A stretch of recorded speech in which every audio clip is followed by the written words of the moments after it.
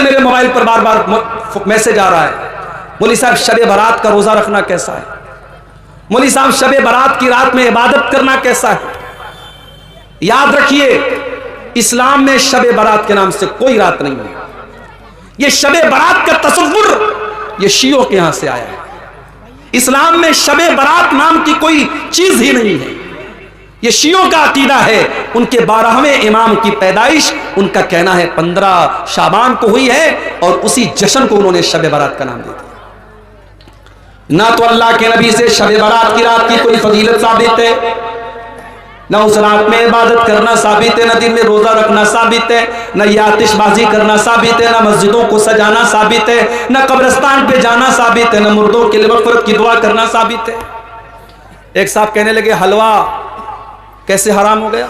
सूजी जायज़ है, चीनी जायज़ है, देसी घी जायज़ है, नारियल जायज़ है और आप कहते हलवा हराम है। सबको मिक्स कर दिया तो हलवा बन गया, आप कहते हलवा हराम है। मैंने कहा भाई हलवा हराम नहीं है, हलवा हराम नहीं है, हलवा यकीनन बहुत अच्छी चीज़ है, हमको भी खिलाइए, हम भी खाएंगे, मगर आप किस अकीदे के मुताबिक बना रहे हैं? आप शब बारात पर बना रहे हैं तो क्यों बना रहे हैं आप? एक साहब कहने लगे हलवा हम इसलिए बनाते हैं क्योंकि नबी अकरम के दांत टूट गए थे ग़ज़वा उहद में, आपने हलवा खाया तो इसलिए हम हलवा खाते हैं। मैंने कहा भाई साहब ग़ज़वा उहद हुई है शव्वाल में और शब बारात मना रहे हो शाबान में, तुम 2.5 महीना एडवांस में हलवा खा रहे हो।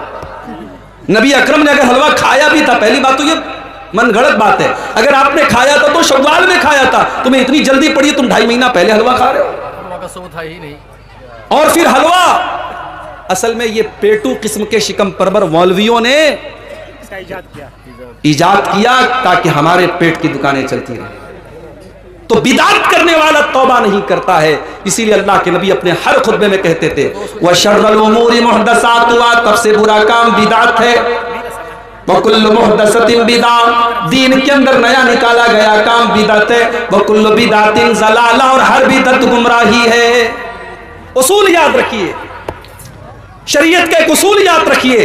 हम जो कलमा पढ़ते हैं ला इलाहा इल्लल्लाह मुहम्मदुर रसूलुल्लाह, इस कलमे के अंदर 2 उसूल मौजूद है। ला इलाहा इल्लल्लाह का मतलब इबादत अगर होगी तो सिर्फ और सिर्फ अल्लाह की होगी, इबादत अगर होगी तो सिर्फ और सिर्फ अल्लाह की होगी। और मुहम्मदुर रसूलुल्लाह का मतलब यह है कि इबादत अगर होगी तो मुहम्मदुर रसूलुल्लाह के तरीके के मुताबिक होगी। तो कलमे के अंदर 2 उसूल सिखाया गया। इबादत किसकी होनी चाहिए? इबादत सिर्फ अल्लाह की होनी चाहिए। और इबादत कैसी होनी चाहिए? इबादत जनाब मुहम्मदुर रसूलुल्लाह सल्लल्लाहु अलैहि वसल्लम के जैसी होनी चाहिए। तो जो शब बारात मना रहा है वो समझो पुराना 500 और 1000 का नोट आज चलाने की कोशिश कर रहा है। चुलबे पुराना नोट, चुलबे कभी ना चुलबे इंशाअल्लाह। तो जब पुराना नोट नहीं चल सकता है तो जिस अमल के ऊपर अल्लाह के नबी की मुहर नहीं लगी है वो अमल कैसे चलेगा? रात भर आप इबादत कर लीजिए, जो इबादत नबी ने नहीं की, जो सहाबा ने नहीं की, जो कुरान और सुन्नत से साबित नहीं है, वो इबादत नहीं हो सकती मेरे प्यारे साथी। चाहे कितना ही एक शख्स है जो कि 5 टाइम नमाज पढ़ता है लेकिन उनकी माँ उससे नाराज है, क्या उस शख्स की नमाज कबूल होगी? कुरान और हदीस की रोशनी में बताइए। देखिए माँ का दर्जा यकीनन बहुत ऊंचा है, माँ का दर्जा बहुत ऊंचा है, माँ को नाराज नहीं करना चाहिए। मगर कभी कभी ऐसा भी होता है कि माँ गलत बात पे नाराज होती है। हजरत साद बिन नबी वक्कास रजी अल्लाह तआला अन्हु की माँ नाराज हो गई, उन्होंने इस्लाम कबूल कर लिया, माँ नाराज हो गई। माँ ने यहां तक कह दिया मैं खाना नहीं खाऊंगी जब तक तू इस्लाम को नहीं छोड़ेगा।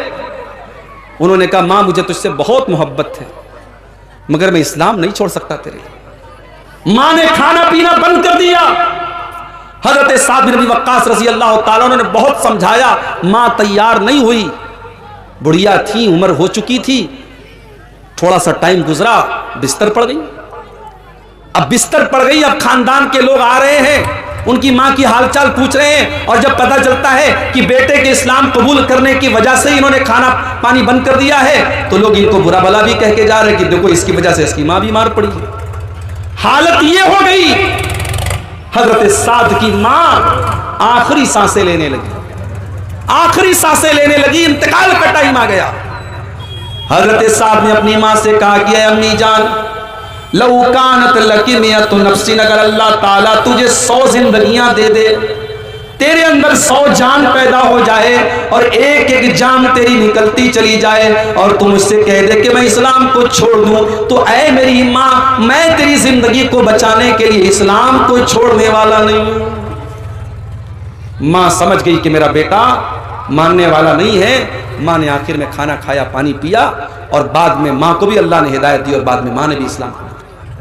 तो माँ नाराज है, अगर सही बात को लेकर के नाराज है तब तो बेटा गुनहगार होगा, लेकिन माँ बिला वजह नाराज है, नाहक नाराज है, बेमतलब की बात पे नाराज है, जिसका कोई सर पैर नहीं है, तो बेटा गुनहगार नहीं होगा।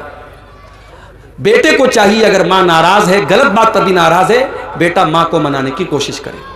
लेकिन ऐसा कोई सबूत नहीं है कि माँ नाराज है तो बेटे की नमाज कबूल नहीं होगी। एक बड़ा मशहूर वाकया है हजरत अलकमा का वाकया कि उनकी माँ उनसे नाराज हो रही थी, तो उनके साथ बड़ा बुरा मसला हो रहा था। उनकी मौत का टाइम आया तो अल्लाह के नबी ने पूछा कि क्या मामला है। पता लगा उनकी माँ उनसे नाराज है, जब तक माँ ने माफ़ नहीं कर दिया तब तक उनकी रूह परवाज नहीं हुई और उनको चैन नहीं मिला। बहुत मशहूर वाकया है, मगर वो मनगढ़ंत वाकया है, मौजू रिवायत सही हदीस से साबित नहीं है। लिहाजा इस बात की कोई दलील नहीं है कि माँ अगर नाराज है तो बच्चे की दुआ, बेटे की दुआ जो है वो कबूल। सूरह लुक़मान में भी इस सिलसिले में आयत है। जी जी जी। तो अगर माँ गलत बात पर नाराज है तो पहली बात तो उससे कोई मतलब नहीं है। अगर सही बात पर भी नाराज है तो बेटे को मनाने की कोशिश करनी चाहिए, उसकी वजह से उसकी इबादत पर कोई फर्क नहीं पड़ेगा। तो तौबा की पहली कंडीशन यह है कि आपको एहसास हो कि हाँ मैंने गलत काम किया है। तौबा की दूसरी कंडीशन, आप इस बात का पक्का इरादा करें कि आइंदा आप उस गलत काम को नहीं करेंगे। शराब पीने वाला तौबा कर रहा है शाम को, आय अल्लाह आज के बाद मैं कभी शराब नहीं पीऊंगा, सुबह को फिर शराब पीने लगता है। आइंदा उस गुनाह को पक्का इरादा करे कि मैं नहीं करूंगा, तब तो उसकी तौबा कबूल होगी, वरना तौबा का कोई मतलब नहीं। और तौबा की तीसरी शर्त कि जिस गुनाह से वो तौबा कर रहा है उस गुनाह को फौरन छोड़ दे, तब उसकी तौबा कबूल हो। अभी आज एक साहब मुझसे मिले, पता लगा वो नमाज नहीं पढ़ते, गवर्नमेंट नौकरी करते, गवर्नमेंट टीचर हैं, नमाज नहीं पढ़ते। मैंने कहा साहब क्यों नमाज नहीं पढ़ते आप? बोले मौली साहब दुआ कीजिए। मैंने कहा नमाज दुआ पढ़ने से आप नहीं पढ़ेंगे, नमाज आपको पढ़ना होगा, वो मेरे दुआ करने से आप नमाज नहीं पढ़ेंगे। मैंने कहा आपकी गवर्नमेंट जॉब है, सुबह कितने बजे स्कूल जाते? बोले 8 बजे। मैंने कहा मैं दुआ कर देता हूं अल्लाह आपको स्कूल में पहुंचा दे, आप घर में बैठे रहे, पहुंच जाएंगे क्या स्कूल? आपको जाना पड़ेगा, आपको ड्यूटी देनी पड़ेगी। आप 8 की जगह 8:30 बजे स्कूल नहीं पहुंचते, क्योंकि आपको पता है आपकी सैलरी कट जाएगी, आपकी नौकरी खतरे में आ जाएगी। अभी मेरे साथ इतना बड़ा एक्सीडेंट हुआ यूपी के अंदर, मैं कार से जा रहा था, कार मेरी ट्रक से लड़ गई। मैं रातों रात 350 किलोमीटर का सफर करके वापस लौट रहा था। क्यों? क्योंकि मेरी जॉब है, मुझे पढ़ाना है, सुबह मदरसे पहुंचना था। मैं 300 किलोमीटर का सफर तय करके, मुझे पागल कुत्ते ने तो नहीं काटा है, मैं रात में भाग रहा हूं, ड्राइवर को नींद आ रही है, बेचारा किसी तरीके से गाड़ी चला रहा है, लेकिन जॉब का मामला था, मुझे सुबह जाना है। कितने प्रोग्राम हैं, देने के बाद मुझे कैंसिल करना पड़ता है कि नहीं छुट्टी नहीं मिल पाई, मदरसे का मसला है, इम्तिहान है या कोई और मामला है, हम नहीं आ पाते। तो जो जॉब होती है, जो नौकरी होती है, इंसान उसको निभाता है। और जहां अल्लाह का मामला आता है, जहां नमाज का मामला आता है, वहां लोग कहते हैं मौलवी साहब दुआ करो। दुआ करने से आप नमाज नहीं पढ़ेंगे, आपको खुद पढ़ना पड़ेगा। मेरे प्यारे साथियों, इसीलिए अल्लाह ताला कह रहा है कि नेकी के कामों में सबकत करो। मस्जिद में नमाज पढ़ने जाओ तो सबसे पहली सफ में जाओ, कोशिश करो कि पहली तकबीर में तुम शामिल हो जाया करो। इसलिए कि अल्लाह के नबी फरमाते हैं लौ यालमुन्नासु मा फिन निदाई वस्सफ़िल अव्वली, अगर लोगों को पता चल जाए कि पहली सफ का क्या मकाम है, अगर लोगों को पता चल जाए कि पहली तकबीर का क्या मकाम है, और उस सवाब को हासिल करने के लिए अगर घसीट करके आना पड़े तो लोग घसीट करके आएंगे, मगर पहली सफ में शामिल होंगे। हम क्या करते हैं? हम पीछे वाली लाइन में खड़े होते हैं, नमाज में हम सबसे पीछे होते हैं। मदरसे में चंदा देने की बात आती है, दान देने की बात आती है, हम सोचते हैं सबसे आखिर में हम चंदा दें। पहले देखे प्रधान जी कितना देते हैं, पहले देखे गांव के हाजी साहब कितना देते हैं, गांव के रईस लोग कितना देते हैं, उसके बाद हम देंगे। नहीं मेरे भाई, नेकी के काम में आप पीछे मत रहिए, नेकी के काम में आगे रहिए। हजरत अबू बकर सिद्दीक को देखो, अल्लाह के नबी अपने साहबा के साथ बैठे हुए हैं। आप कहते हैं कि क्या तुम में से कोई ऐसा है जो आज रोजा रख करके आया है? अबू बकर सिद्दीक कहते हैं कि हाँ अल्लाह के नबी, मैं रोजा रख करके आया हूं। आप पूछते हैं क्या कोई ऐसा है जिसने आज किसी गरीब को खाना खिलाया है? अबू बकर सिद्दीक कहते हैं हाँ अल्लाह के नबी, मैंने एक गरीब को खाना भी खिलाया है। आप पूछते हैं कि क्या कोई ऐसा भी है जिसने किसी मरीज की इयादत की है? हाँ अल्लाह के नबी, मैंने एक मरीज की इयादत भी की है। आप पूछते हैं क्या कोई ऐसा भी है जो किसी मुसलमान के जनाजे में शामिल हुआ है? हाँ अल्लाह के नबी, मैं एक मुसलमान के जनाजे में भी शामिल हुआ हूं। आपने फरमाया मजतमाना फी इम्रिइन इल्ला दखलल जन्ना, ये सारी की सारी नेकियां अगर एक इंसान एक दिन में 24 घंटे में कर लेता है तो वो जरूर जन्नत में जाएगा, जन्नत में जरूर जाएगा। ये अबू बकर सिद्दीक, नेकी के मामले में पहले नंबर पर हजरत अबू बकर सिद्दीक का नाम आता है। मेरे भाइयों, हमें और आपको भी नेकी के मामले में आगे रहना चाहिए। आज कितने लोग हैं जुमा की नमाज में, अगर 1 बजे जुमा की नमाज होने वाली है तो 12:55 पर उनकी शक्ल नजर आती है मस्जिद में।